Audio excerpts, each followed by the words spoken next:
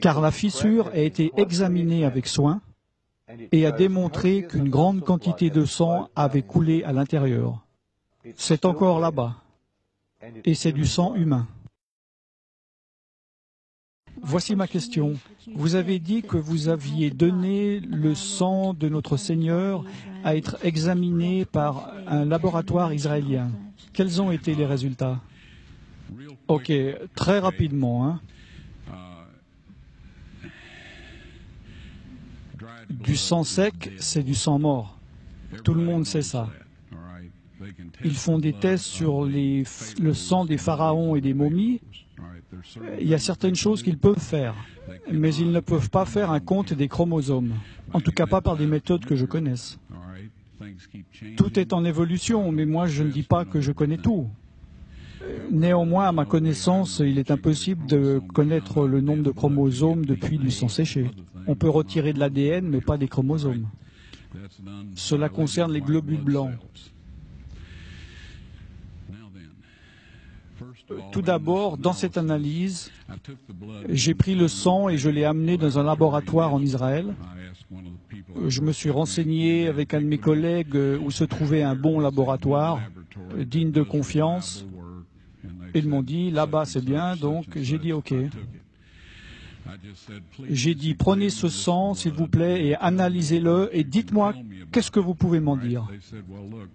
Ils m'ont dit, on va le reconstituer, on va le mettre à température ambiante. Pendant 72 heures, on va le mettre dans une douce centrifugeuse. J'ai dit, super, ça c'est votre affaire, mais moi j'aimerais être là quand vous l'analyserez. Donc je suis revenu, ils l'ont analysé et ils m'ont dit, bon, c'est du sang humain, ça on peut le dire avec certitude.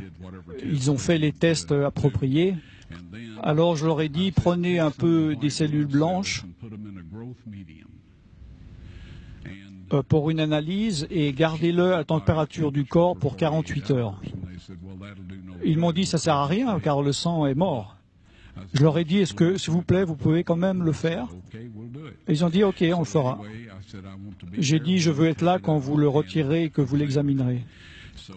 Je suis revenu, ils l'ont sorti, ils l'ont examiné, ils l'ont mis sous microscope.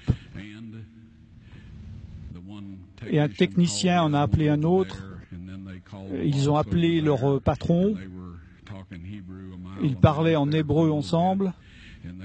Ils m'ont regardé et m'ont dit, Monsieur Wyatt, ce sang ne contient que 24 chromosomes.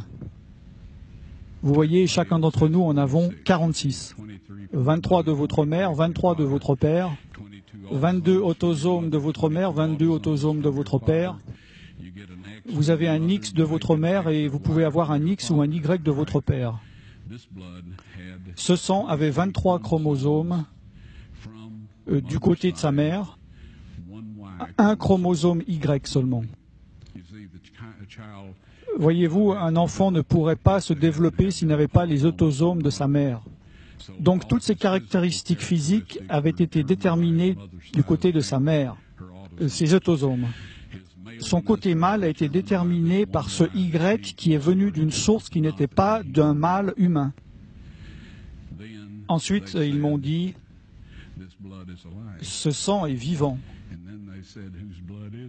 Et ils m'ont demandé, c'est le sang de qui?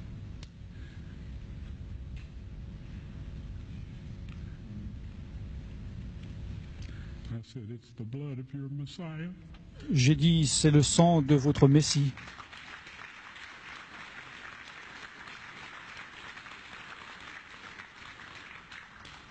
Et je peux vous dire que la vie de ces hommes ont changé.